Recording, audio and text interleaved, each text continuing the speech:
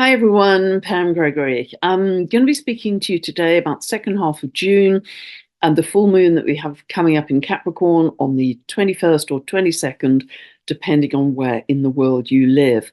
Now, I mentioned in the last video, the Cancer solstice video, that this period in time is really marking an accelerated collapse of the old order. From this point on, through the rest of this year and into next, an accelerated collapse of the old order.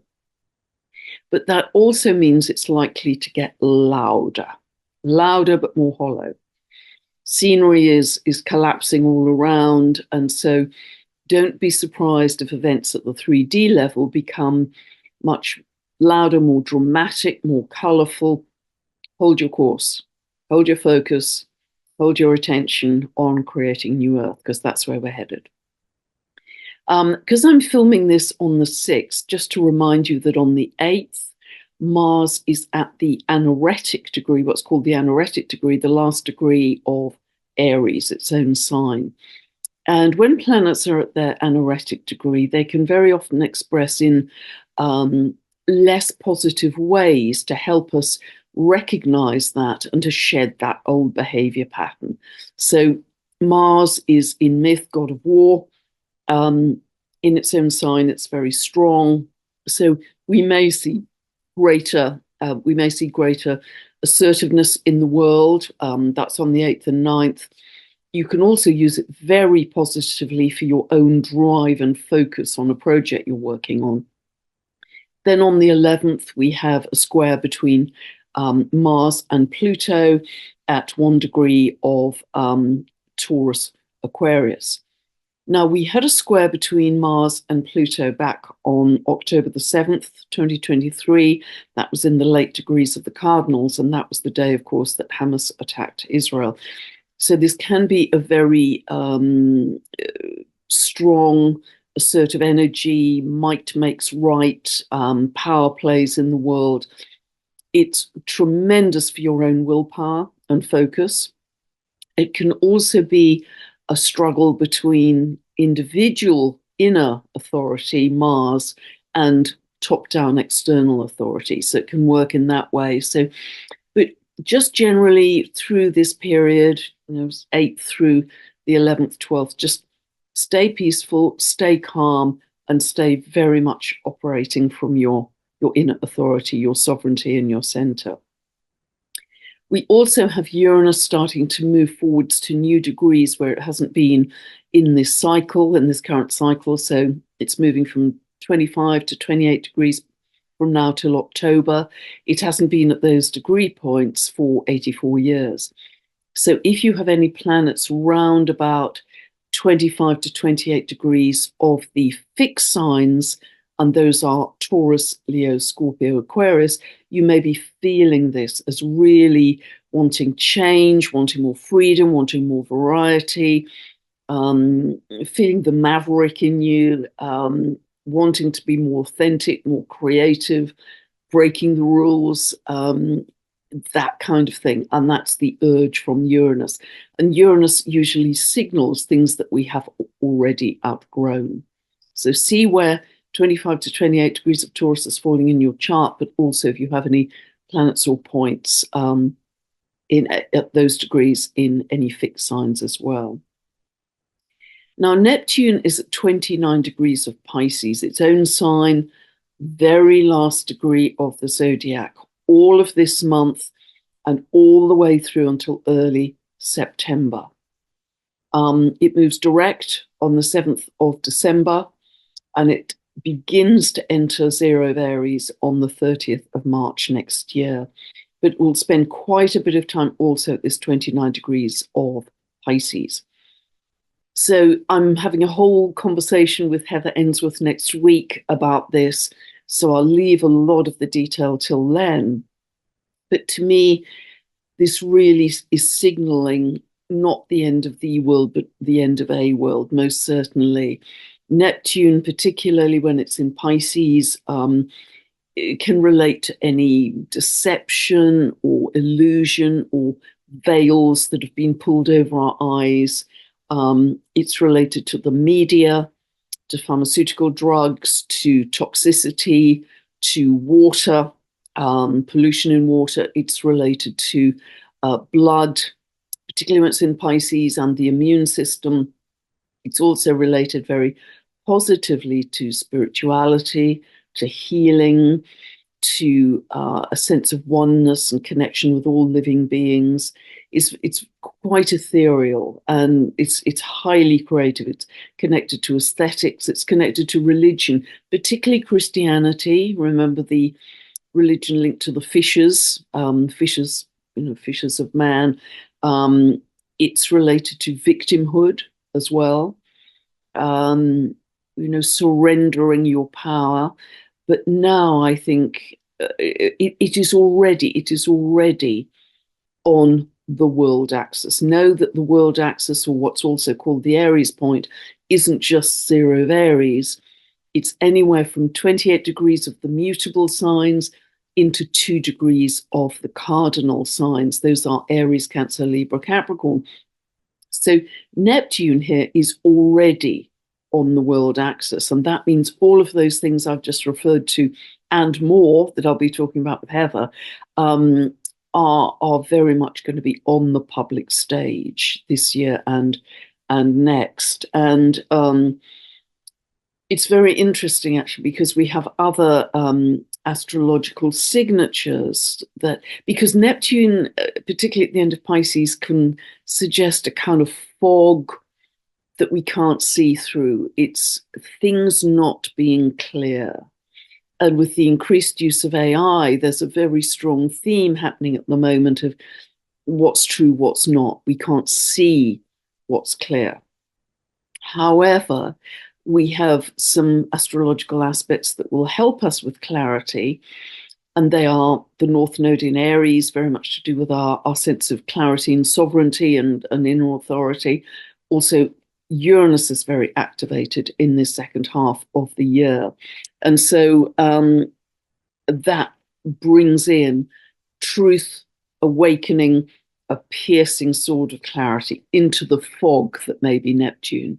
But for a variety of astrological reasons, and reasons we can already see happening in the world, we will have to use great discernment. What's true, what's not, because things are going to look very real with AI, even when they're not. So drop into your heart and ask for guidance. Drop into your breath. Turn inwards, because out there is going to get very, very busy. Jupiter in Gemini, super busy, lots of drama, lots of color, and also super confusing, potentially. So turn inwards. This is teaching us. It's teaching us to use our inner guidance, our intuition. So as we move into sort of 16th, 17th of the month, we have both Mercury and Venus on those days at 29 degrees of Gemini, squaring Neptune at 29 degrees of Pisces. So much activation at these last degrees and beginning degrees, endings, beginnings. And so this is about, very often the anaretic degree brings in a sense of urgency for us, an urgency to do something. So here, because it's in Gemini, it's the urgency to make the right choice from all the information, the urgency to make the right choice. But what is the right choice with so much distraction and so much fog? Neptune. And it's, again, a suggestion to use our intuition, Neptune, our inner guidance. Turn inwards. But yes, that's going to be an interesting time. So try and make the right choice, because your choices obviously will take you onto different timelines. With every choice we make, it's like twigs going off a branch. Every choice we make at every bifurcation, we're moving to a different timeline. So be as wise and conscious in your choices as you can be, and keep your eagle's perch. Keep the big vision, keep the long vision as we move forwards. Have New Earth as your constant context. So then we have the Cancer solstice. That's happening on the 20th. do look at that video below, because that's such a vital part of this second half of June. As I say, it strikes the tuning fork for the next 3 months.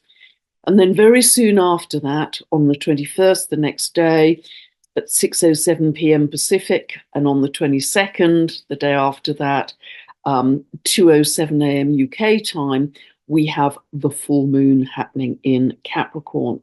So this full moon is strengthened because it is so close to the Cancer solstice. So let's now take a look at that, and I'll talk you through it.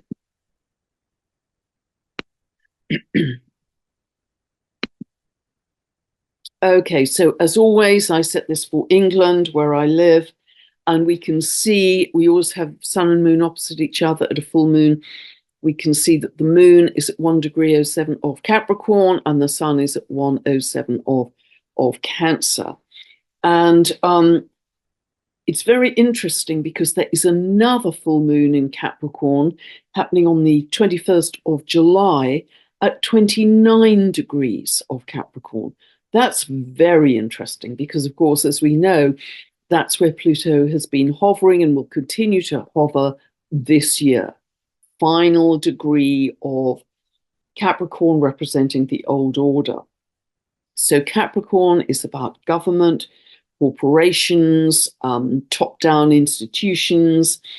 It's about big business. It's about big banking, all of those things. So what is interesting here is that we actually have a T-square, moon, Neptune, sun. Now, if Neptune had already just tipped into 0 or 1 degrees of Aries, we could see that very clearly. So it's an out of sign T-square, but nevertheless, it's tight and it's operational.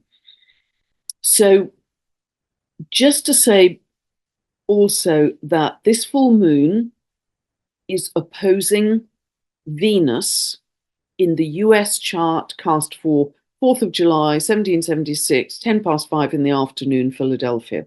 That's the chart most astrologers use for the US. So the US Venus always has the generalized meaning of the currency of the country, so the US dollar.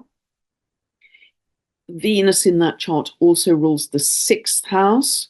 6th house is related to employment in the country, but also the health of the people's health. It also rules the 10th house, very interestingly, of rulership and government, and the 11th house of politics. So this is really fascinating for the US, because what this T-square to Neptune is saying, remember all the things I've just talked about with Neptune, has there been any illusion, deceptions, any of that kind of thing relating to those areas? If we're looking at the US chart, I mean, this is global, obviously, but, health, government, politics, remember all those themes of media, pharmaceutical drugs, toxicity, all of that, the veils, because this full moon shines a bright light. And this full moon will be making some of those things clear, particularly because it is also on the world axis. Remember, up to 2 degrees of the cardinal sign. So it's on the world axis. So whatever is unfolding at this full moon is going to be on the public stage in a bigger way. Now, 3 planets in Cancer here. Venus is very comfortable in Cancer. This is the need for emotional security, needing a safe nest to retreat to, feeling secure in your sanctuary, your home. So there's a need for that, but there's also a need here for practical security, financial security that will be strong at this time as well. So it's going to be a very interesting time, and I also think this big business, big banking is going to be in the frame as well, because that's part of Capricorn energy. Now, we also have the sun, this dotted green line, quincunx to Uranus. That brings in a lot of the Uranus in Aquarius themes of a crisis around the science. How reliable has the science been? Technology, crisis around technology and aviation. I've talked quite a lot about that, particularly in recent videos. I've talked quite a lot about that. And, those things in one way will keep on running through the period that Pluto is in Aquarius until 2044.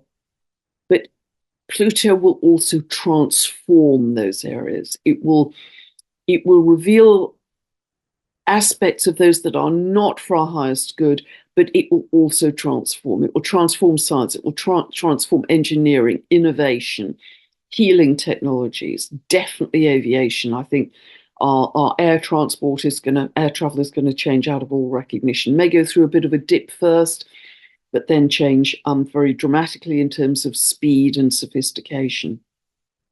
It can raise issues around top-down power. Yet again, we're very familiar with those. And always think that when issues around top-down power come in, it's always a seesaw. It's a seesaw between our sense of our own sovereignty and the effect that top-down power is having on us. Because if we're strong in our inner authority, our sovereignty, we are going to be less impacted by that top-down power, that power over. The moon is conjunct dwarf planet Ixion. I've mentioned Ixion in the past. These dwarf planets generally have about a 300, up to about 300-year orbit, but Ixion, you might remember, is the lawless brother of Pluto. In myth, not a great myth either. He murdered his father-in-law, was thrown out of heaven. Zeus gave him a second chance, and he then tried to rape Zeus's wife Hera, and at that point he was strapped to a burning wheel and spun off into eternity. However, there's another side to Ixion symbolism, which is finding joy through simplicity. Finding joy through simplicity, going your own way, out of the mainstream, doing it on your own terms, and finding joy. And I think that's very much what this full moon is shining a light on too. And it's also shining a light on how many of us are doing that. We also have linked to that Nessus, who I talked about in the Cancer solstice video, conjunct Saturn. Now, the reason that Nessus's symbolism is even more important here, not only that he was the son of Ixion, and had similar tendencies, I have to say, but also Saturn is the ruler of this full moon because it rules Capricorn. So for the sake of completeness, I'm going to talk about the myth of Nessus, because this is a new one for us, really. Nessus, along with Chariklo and Chiron, is a centaur. It's called Centaur, half man, half horse, 125-year orbit. Melanie Reinhardt is the expert on these centaurs. I'll put her website link below. But in the myth, he was asked by Hercules to ferry Hercules' wife, Deianira, I think it's pronounced, I'll put her spelling below, Deianira, across a river. Nessus, similar to his father, tried to rape her. Hercules came to his wife's rescue and shot and killed Nessus using a poisoned arrow. As Nessus lay dying, and this is all from Melanie Reinhardt, he gave his poisoned blood to Deianira, Hercules' wife, telling her that it was a magic love potion, telling her she could use it if ever she suspected Hercules was being unfaithful to her, and he would instantly come back to her. Deianira believed Nessus, and when at one point she thought that Hercules was being unfaithful, she put some of Nessus's poisoned blood on Hercules' shirt. He wore the shirt and was poisoned by the blood and died. And Deianira at that point was so distraught, she realized that she'd been deceived. She committed suicide because she'd killed her husband. So there's all kinds of themes and threads in here of deception, gaslighting, poisoning, blood, regret, all of those things. And remember also, Neptune is linked, particularly in Pisces, to blood and the immune system too. So the shorthand for Nessus for Melanie Reinhardt is the buck stops here. The buck stops here. And she talks about Nessus being linked to abuse of power. Remember the Saturn-Pluto conjunction, 12th of January 2020, set up a theme of the abuse of power. It was just before the pandemic. But also that Nessus brings opportunities to understand and release big, deep patterns of helplessness, being taken advantage of and oppressed. We have such clear themes here. Nessus activations, Melanie says, correspond with times when things really do end, finish, and transcend to another level. The healing, the true healing can then begin.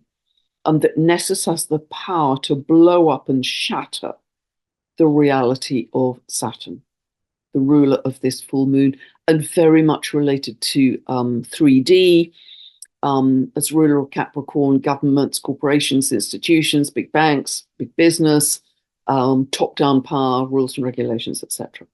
So this is very interesting. Nessus is even stronger here. It's exact to the degree, conjunct Saturn, and it's going to hover. They're going to be there together for some months. So also something else I wanted to point out is that Sedna is at the midpoint of Uranus and Jupiter. So almost Sedna is pulling back the Jupiter-Uranus conjunction that we had on the 20th of April.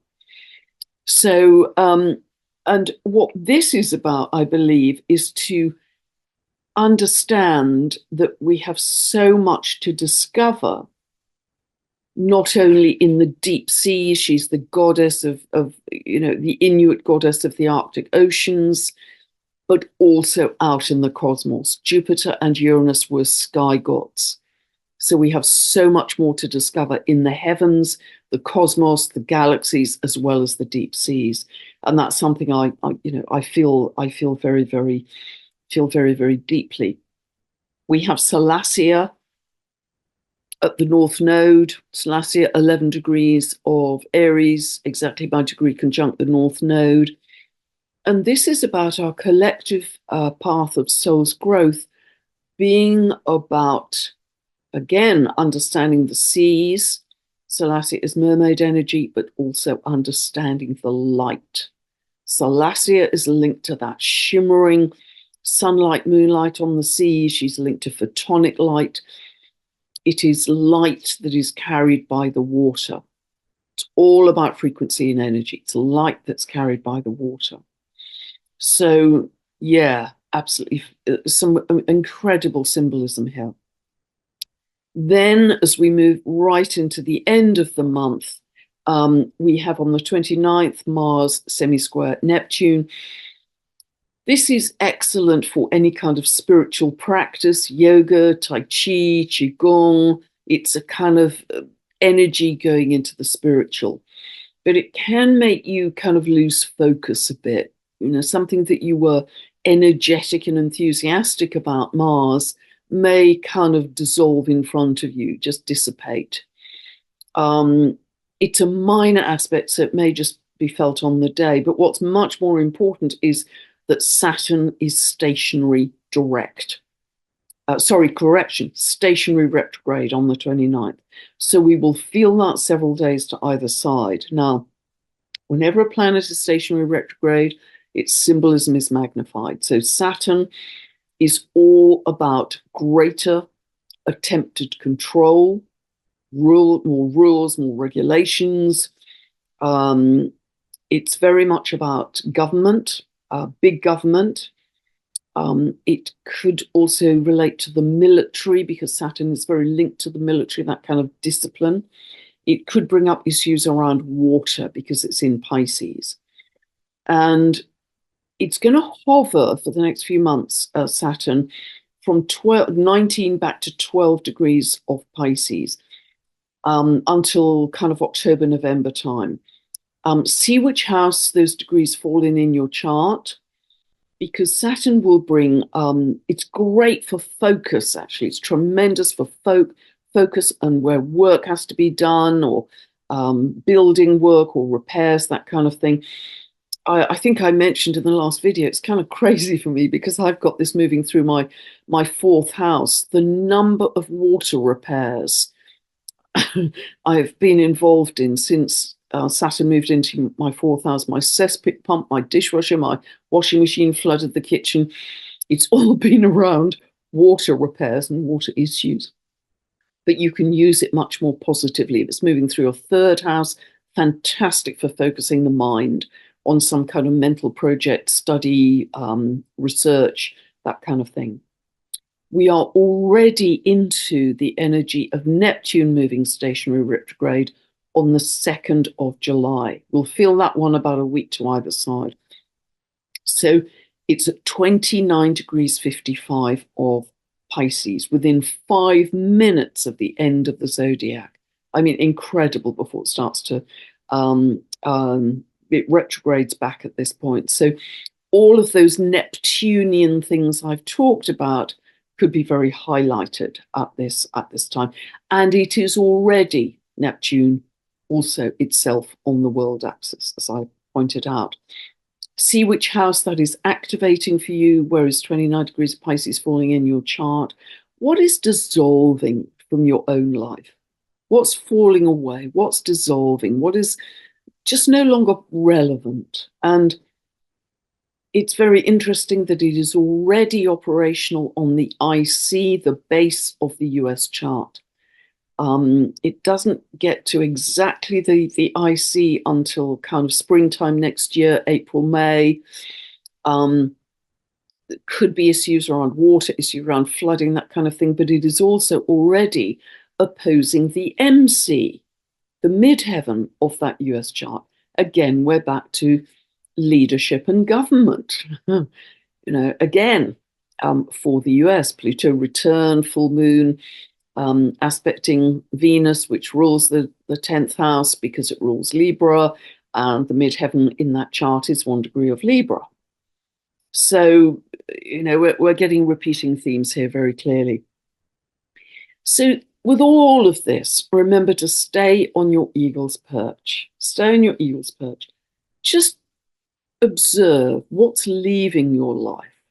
What circumstances, what jobs, what people, what relationships, but also be very aware of what is emerging, what is coming in for you.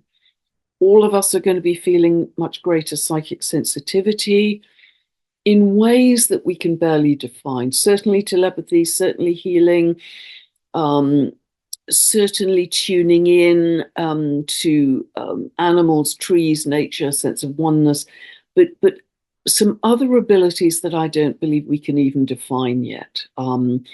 Very, very sensitive. So you'll have to be very observant with this.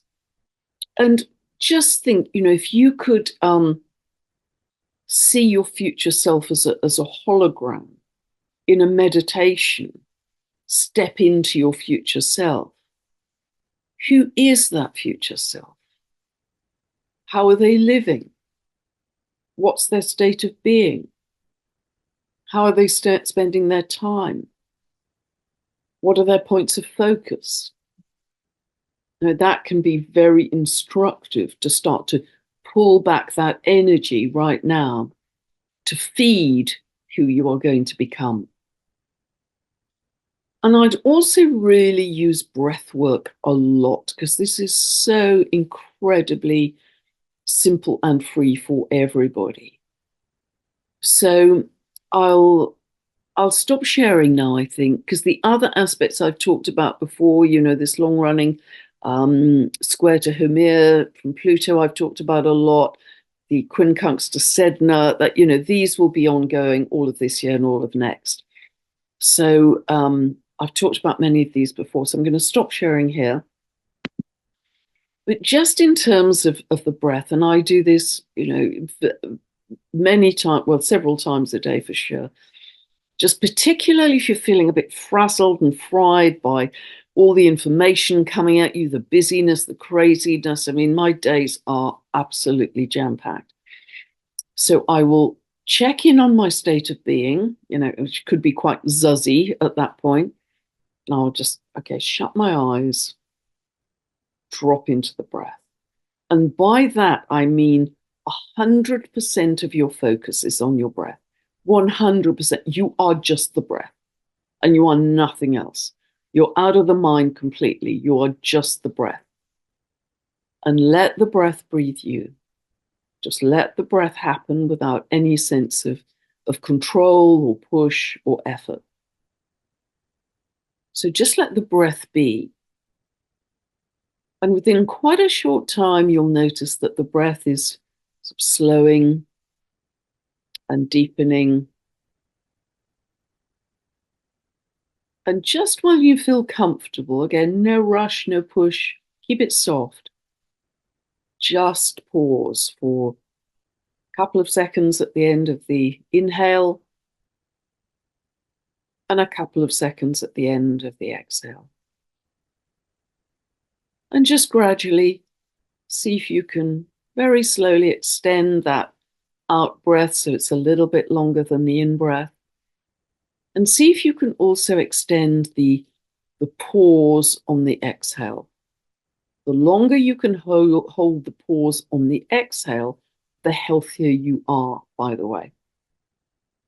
It's also a time I learned from Rory Duff last Saturday that when a healer's energy was measured, it's when she was emitting the most healing light was on the exhale hold.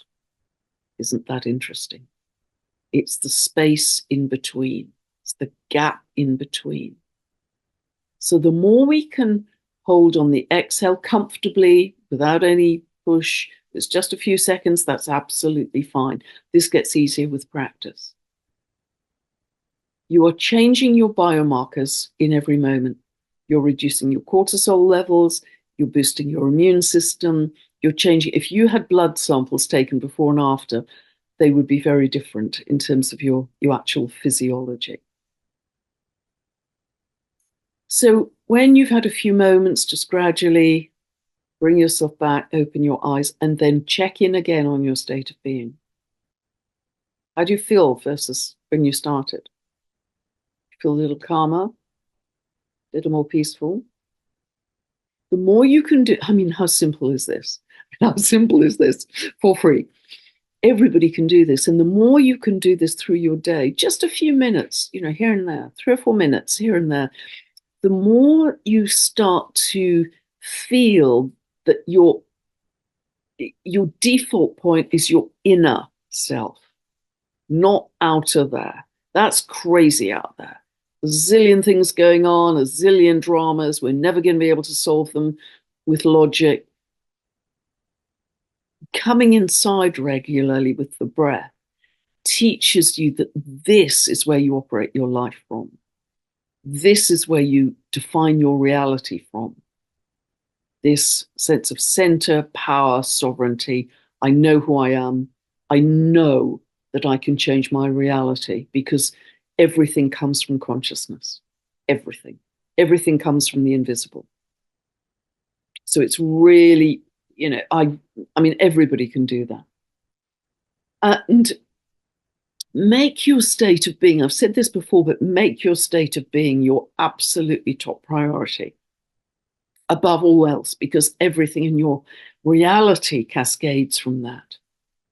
And also remember how far we've come in the last 4 years. If you think back to the beginning of 2020 and all that was happening there, when we were kind of overwhelmed and nobody quite knew what was happening, think how far we've come. If you are still standing, pat yourself on the back, you've done well. And we really have become the butterflies. And you'll never be a caterpillar again. You'll never be a caterpillar again because you can't stuff the butterfly back through the chrysalis. That never happens. Butterflies never become caterpillars, ever, because they have such an expanded view of the world versus the caterpillar, such an expanded perception of being able to fly around and colors and scents and, massive expansion versus the caterpillar. They're never going to go back. It wouldn't be physically possible.